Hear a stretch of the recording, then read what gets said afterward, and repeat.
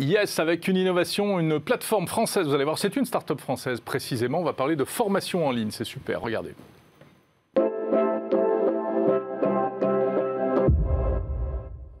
Et nous allons donc découvrir, Jérôme, Kokoroé. Voilà. Kokoroé. Kokoroé. Mais oui, quel drôle de nom. Kokoroé, Raphaël Covillette. Bonjour Raphaël. Bonjour. Merci d'être avec nous. Merci à vous, ravi. Alors, Kokoroé, est-ce que vous pouvez nous présenter ce qu'est Kokoroé ? Bien sûr, alors Kokoroé, c'est un terme japonais qui signifie apprendre avec le cœur. Et en fait, ce qu'on fait, c'est la formation en ligne aux compétences et aux métiers de demain. Donc concrètement, vous allez sur la plateforme Kokoroé et vous allez pouvoir vous former avec des vidéos qui sont très très courtes, 15-20 minutes en moyenne, sur une diversité de compétences qui sont les compétences de demain qu'on doit maîtriser. Par exemple ? Alors par exemple, vous pouvez vous former sur les compétences humaines, les fameux soft skills qui vous permettent d'apprendre à réapprendre, de dépasser l'échec, de sortir de votre zone de confort. Vous pouvez vous former également sur les nouvelles technologies, comprendre en 15 minutes ce qu'est enfin la blockchain, l'intelligence artificielle, la réalité virtuelle. Et également, on a fait des formations sur les compétences métiers autour du marketing, de la communication et autres. Moi, je suis allé essayer Kokoroé. C'est vrai que c'est sympa. Ce sont des petites vidéos très courtes, très pédagogiques. À qui ça s'adresse exactement ? Parce que la formation, le problème, c'est que tous les publics ne sont pas les mêmes. Alors nous, on travaille aujourd'hui avec des entreprises, principalement du CAC 40, ETI, PME, mais fondamentalement, on s'adresse à tout le monde et à tous ceux qui souhaitent réintégrer la formation dans leur quotidien.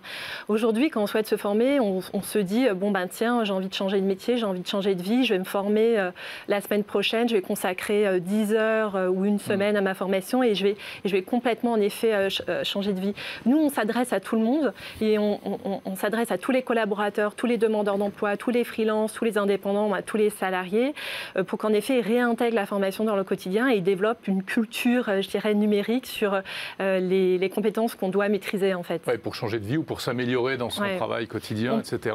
C'est ça. Ouais. Alors, c'est une plateforme qui est payante, donc c'est pour ça qu'on parlait tout à l'heure dans les titres de Netflix, peut-être de la formation. On paye un abonnement et ensuite c'est open bar, c'est ça ?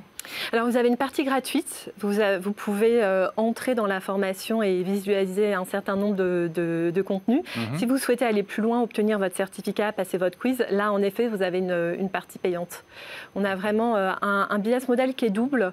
Un business model grand public où vous avez un abonnement et après un business model où on accompagne principalement, en effet, les entreprises. La formation, et notamment sur Internet, on a l'impression que c'est un marché qui explose. Alors, je ne dis pas qu'il y a des plateformes similaires à la vôtre, mais il y a des choses qui ressemblent peut-être. Et puis, il y a aussi beaucoup de contenu gratuit. Je veux dire, YouTube est aujourd'hui c'est sans doute le premier centre de formation mondial, presque, dans des tas de domaines. Ce n'est pas une concurrence un peu... Puis Amazon aussi qui s'y met, avec son accélérateur du numérique. On voit qu'il y a beaucoup de canaux aujourd'hui de formation. C'est aussi qu'il y a une demande, visiblement. C'est sûr. On sait que le confinement, en effet, a amené les collaborateurs à travailler, en effet, chez eux et qu'il y a de plus en plus, en effet, une urgence à s'auto-former et à apprendre, à réapprendre tout au long de sa vie.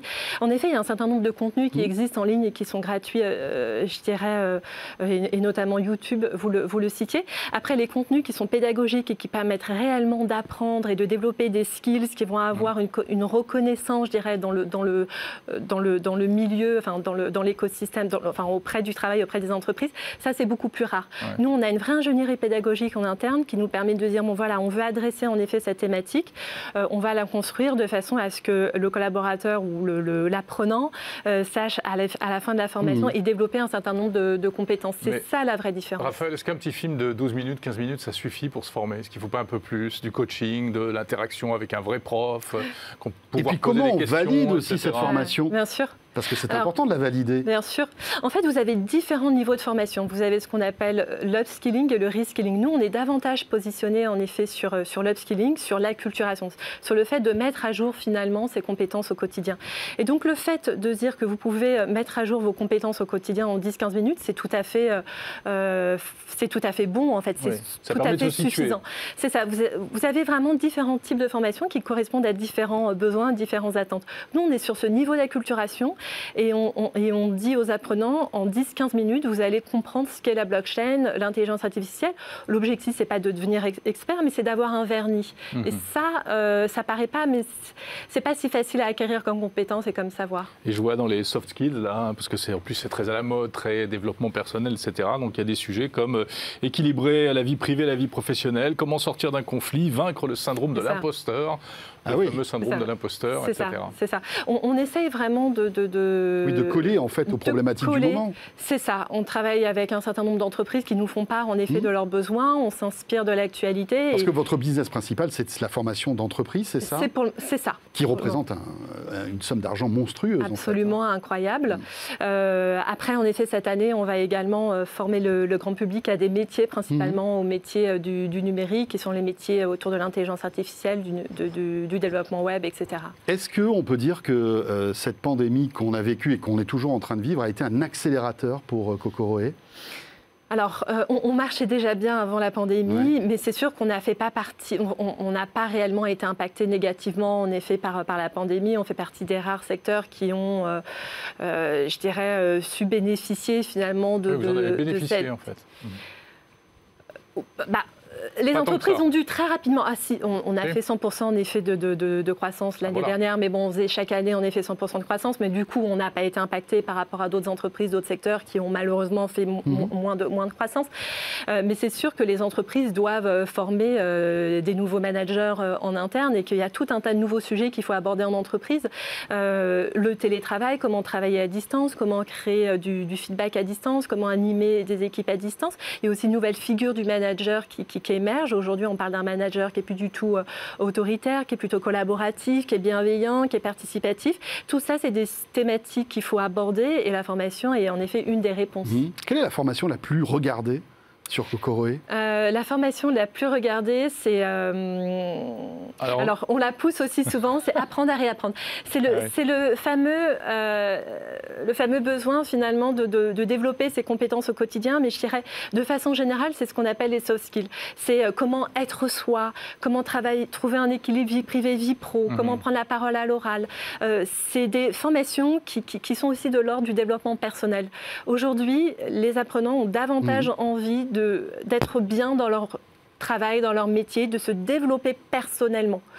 Donc c'est vraiment ce type de formation qui fonctionne le mieux. On sait bien que la formation, c'est la clé de l'évolution professionnelle, surtout dans les années à venir où les longues carrières à faire la même chose, ce sera sans doute de moins en moins fréquent et il faut pouvoir zapper facilement.